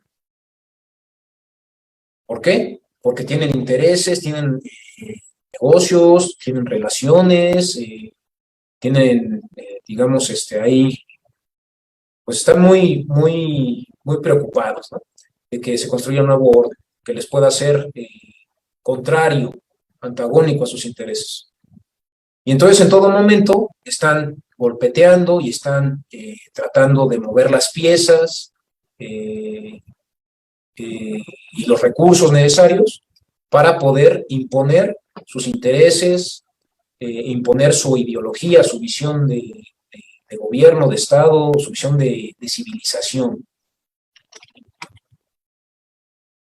Y si estamos en ese momento de ruptura y de construcción del nuevo orden, tenemos que pensar que esa construcción de nuevo orden es una construcción permanente, cotidiana y colectiva. Tiene que ver con la elaboración y aplicación de un programa de acción, ¿no? Que en su caso, por ejemplo, el gobierno de la 4T ya ha llevado a fondo. Ustedes saben que de 100 compromisos de Andrés Manuel López Obrador se han cumplido 98. Solamente faltaría digamos, que finalice, o más bien que genere frutos, ya digamos como acabados, esta Comisión de la Verdad por Ayotzinapa, y la descentralización de los órganos de gobierno, ¿no? Son los únicos dos compromisos de este programa de acción del gobierno de la 4T que aún no se han podido realizar, pero llevamos 98. Es decir, hemos avanzado muchísimo en este programa de acción que tiene que ver con la construcción de un nuevo orden, ¿no? Rápidamente, desde el 2018 que dimos la ruptura, hemos estado construyendo en 3 años este nuevo orden. 98 compromisos cumplidos. Además de muchas otras cosas, ¿no? Que no se meten ahí en las promesas de campaña o en los compromisos del programa de acción. Entonces, ¿ahora qué es lo que tenemos que hacer? Bueno, pues justamente, en principio, conocer esa aplicación de ese programa de acción. Conocer cuáles son los beneficios para las mayorías de este país, y eso nos llevaría entonces a posicionarnos y a defender esos logros, ¿no? Es decir, si ya tenemos logros a nivel de la construcción de este nuevo orden, hay que defenderlos, porque hay actores del Estado neoliberal que permanentemente van a estar tratando de reducirlos, de hacer que, digamos, la gente no los conozca, de hacer que la gente piense que no son logros realmente, sino que son retrocesos. Entonces, lo que nosotros tenemos que hacer es defender esos logros. Y además de defender esos logros, en colectivo tenemos que profundizar el proyecto, para que ese proyecto efectivamente responda a lo que venimos diciendo de una política como servicio, de una política liberadora y obediencial, que cada vez vaya más a fondo con el desmantelamiento de las violencias y del dominio del Estado neoliberal. Con todo esto, dentro de la política no solo se disputan proyectos de gobierno, sino de la estructura y forma de la propia sociedad. Nos estamos jugando el futuro de la sociedad en la política. La política es un medio donde se lucha por el presente, pero también por el futuro de la comunidad. Preguntas estratégicas en este marco serían: ¿qué sociedad estamos construyendo? ¿Qué camino debemos seguir? ¿No? Y bueno, una posible respuesta desde situados desde esta política como servicio, tendríamos que decir que la política liberadora y de servicio nos permite entonces pensar en la práctica política cotidiana ética, democrática y transformadora. ¿Y por qué destacamos con negritas práctica? Porque es algo que se realiza al día a día. No es algo que se oye bonito y que se dice cada vez que se puede, sino algo que tiene que realizarse en los hechos cada día, ¿no? Así como el representante popular tiene que tener un oído de discípulo cada mañana, toda la militancia tiene que tener manos de constructor, manos de albañil cada mañana, para ir construyendo este nuevo orden, cada mañana, ¿va? Se relaciona también con la supervivencia y el bienestar de la comunidad política. Busca que la comunidad política sobreviva, pero no solamente que sobreviva, sino que haya bienestar generalizado. Y entonces implica la reproducción de la vida en comunidad, con dignidad y alegría, ¿no? Por ejemplo, como decía Herbert Marcuse, que la vida sea digna de ser vivida. Y alegría, ¿por qué alegría? Pues porque somos seres emocionales, ¿no? Y la alegría la vivimos intensamente cuando estamos juntos. Y hacemos una fiesta incluso, ¿no? Es la realización de la fiesta del estar juntos, en colectividad. En colectividad hacemos una fiesta porque estamos juntos, que nos relacionamos, porque la energía nos conmueve, nos sobrecoge. esa energía y ese sentir que nos da el estar en comunidad, el poder abrazarnos, el poder vernos, el poder dialogar, el poder generar actividades colectivas. Es la fiesta del estar juntos, pero con nuestras necesidades cumplidas, ¿no? Entonces, la política como servicio, la política obediencial busca esto, busca que podamos, en último término, realizar la fiesta del estar juntos con nuestras necesidades cumplidas, alegres, con dignidad. Bueno, pues ahí les dejo la bibliografía. No sé si tengan más preguntas. A ver, déjenme ver.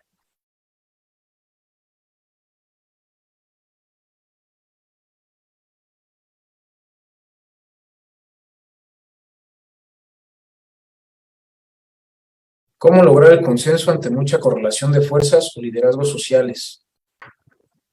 Necesitamos tener programas construidos colectivamente.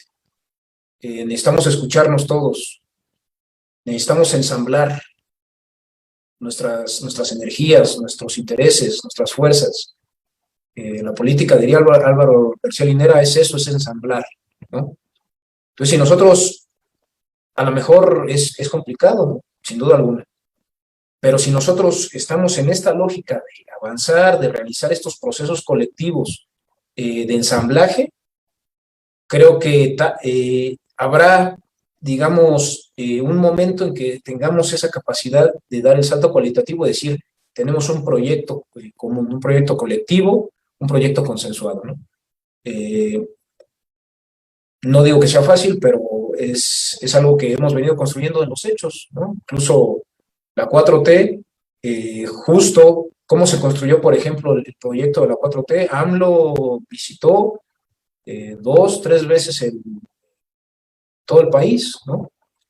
Y recogió los planteamientos, las necesidades, las demandas de muchísima gente, y todo eso se procesó.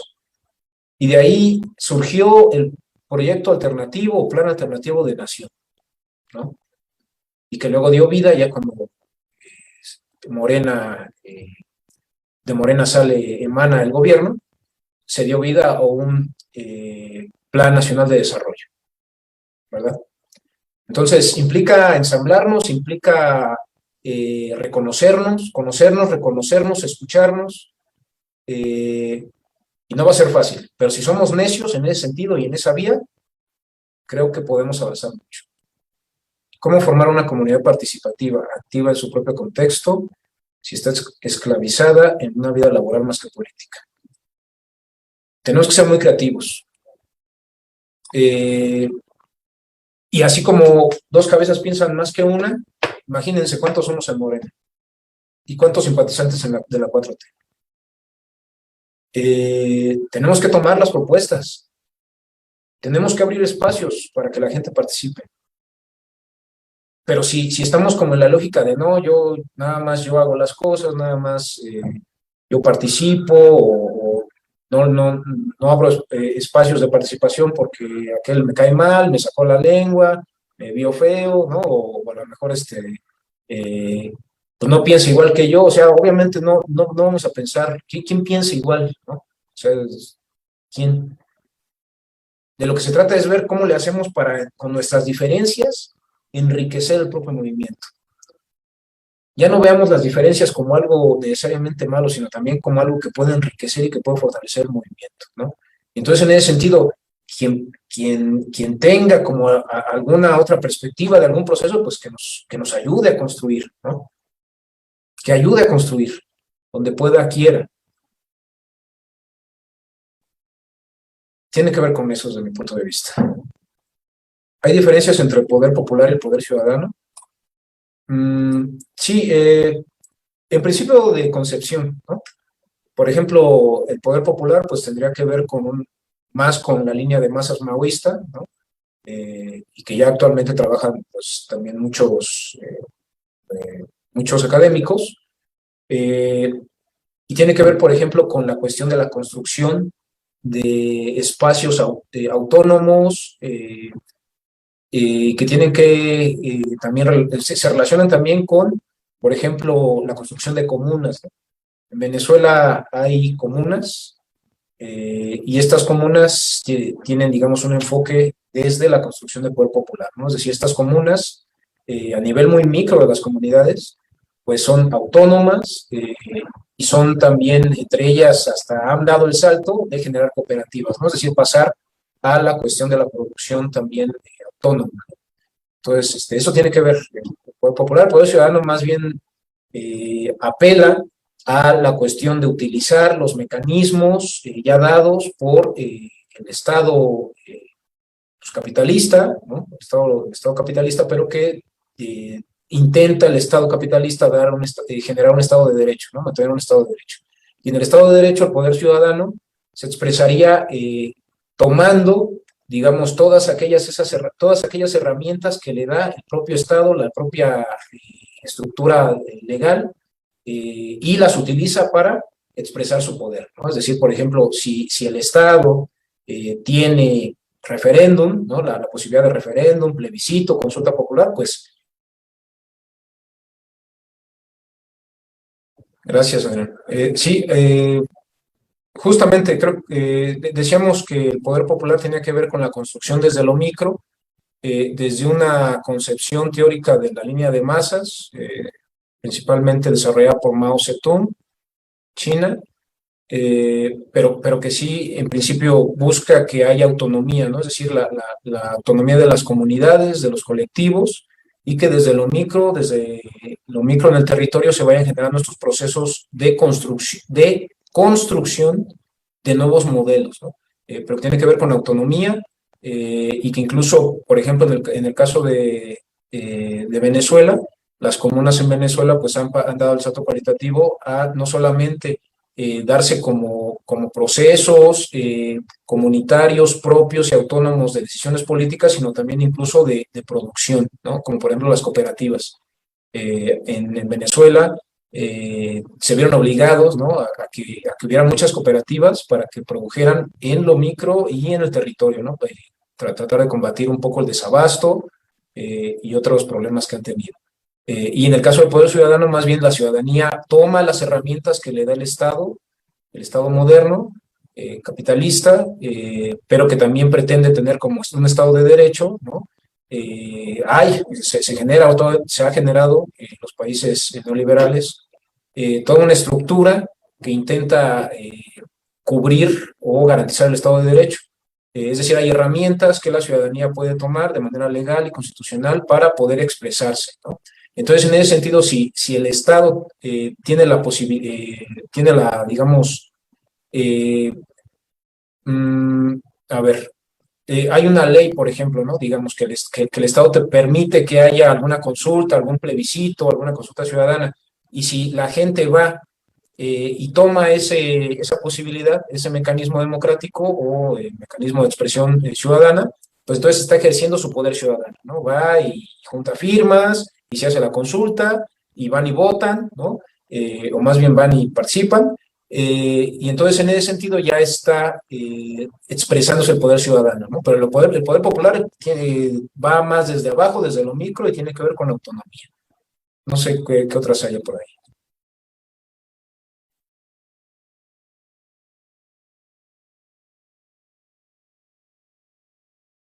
Dos preguntas más, Jesús, Sí. que es ¿cómo se puede trabajar el consenso para que sea real y colectivo, no una simulación o una imposición disfrazada?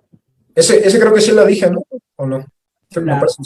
Sí. ¿Y qué pasa cuando después de una ruptura toma el poder el ejército? ¿El ejército? Ajá. Ok. Sí, justo, ¿no? O sea, hay que ver cómo es importantísimo revisar de qué manera se está llevando a cabo el proceso de ruptura. ¿Quiénes son los actores? ¿Cuál es el bloque, ¿no? Por ejemplo, siguiendo a Gramsci, cuál es el bloque histórico que está tomando como las riendas del poder estatal, ¿no? La está tomando y la está ejerciendo. Entonces, por ejemplo, acá en América Latina, como ustedes saben, ha habido muchas ocasiones golpes de Estado, ¿no? Y se han establecido dictaduras, como por ejemplo la triste dictadura, ¿no? En Chile, con Pinochet, ¿no? A partir de, pues, del golpe de Estado cruento, sangriento hacia Salvador Allende. Y bueno, esa fue una experiencia, digamos, muy mala para la mayoría de los chilenos, ¿no? El establecimiento de esa dictadura. Hubo una ruptura, pero fue una ruptura, sí, violenta, ¿no? Y además de derecha, ¿no? Es decir, la ruptura que hubo fue más bien hacia o contra un orden que era de izquierda, ¿no? Que estaba construyendo un nuevo orden a partir de planteamientos de izquierda. Y ya, por ejemplo, ustedes también van a discutir acá con el compañero Eder Guevara la cuestión de la diferencia entre la izquierda y la derecha, ¿no? No me voy a meter mucho en eso, pero un planteamiento de izquierda y a partir de eso construir un modelo que Salvador Allende lo pensaba como una especie de socialismo chileno. Y entonces ahí la ruptura que hubo fue una ruptura antidemocrática, violenta y con orientación de derecha, ¿no? Llevada, coordinada por un bloque de... compartir la bibliografía, claro que sí. Un bloque de actores, ¿no? Un bloque de actores fundamentalmente ligados o que venían del ejército y a ver, les comparto ahí está, del ejército y de también una parte digamos, del empresariado, el gran empresariado chileno, y también de una parte de la clase dominante internacional, ¿no? Que tenía lazos incluso con el propio Pentágono, ¿no? Ahí Estados Unidos también tenía sus intereses y también tuvo sus piezas, ¿no? Y su juego.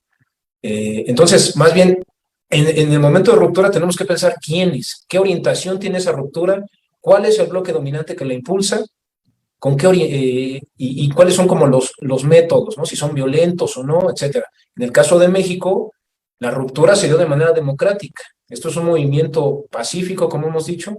El bloque, digamos, que lo encabeza, pues justamente tiene que ver con un dirigente, un líder que tiene, digamos, es incontestatable, ¿no? Su liderazgo, construido en 30, 40 años de hacer política. Y demostrando en los hechos y en su práctica política, fundamentalmente la política como servicio y la política obediencial, ¿no? Que es Andrés Manuel López Obrador. Y entonces en ese sentido también, con él como núcleo, como centro, pues otros actores, un conjunto de actores, ¿no? Desprendidos también, pues, de un partido que en su momento fue muy importante, el PRD, pero también organizaciones sociales, movimientos sociales, mucha gente que se decía partidista, ¿no? Dirían los libre pensadores, que también se sumaron a este movimiento. Mucha gente también rebelde de distintos colectivos y colectivas que también se fueron sumando a este movimiento. Entonces, un movimiento amplio, un movimiento de masas, del pueblo, pacífico y con una orientación de izquierda, ¿va? Ajá, no sé cuál sea la última, Adrián, por favor.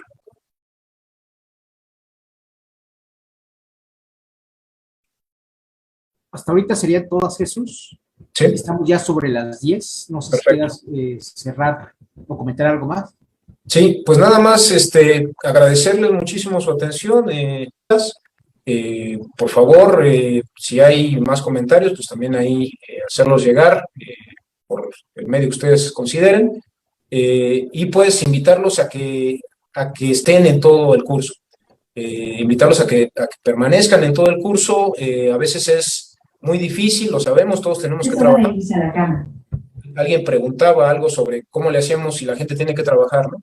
Efectivamente, todos tenemos que trabajar y bueno, pues a veces se complica, pero les pedimos encarecidamente que hagan el esfuerzo de mantenerse en todo el curso de inducción, se les dará su constancia y que podamos a partir de este curso ir generando nuevos procesos de generación colectiva de conocimiento, de aplicación de ese conocimiento y de generación colectiva de un programa colectivo y que se lleve justamente al territorio de manera colectiva, ¿no? Para ir justamente generando esto que decimos que tiene que ser la construcción de un nuevo orden a partir de la política como servicio, ¿va? Entonces, pues muchas gracias, gracias Adrián, gracias Prima, compañeros del equipo técnico. Descansen, muy buenas noches a todos y todos.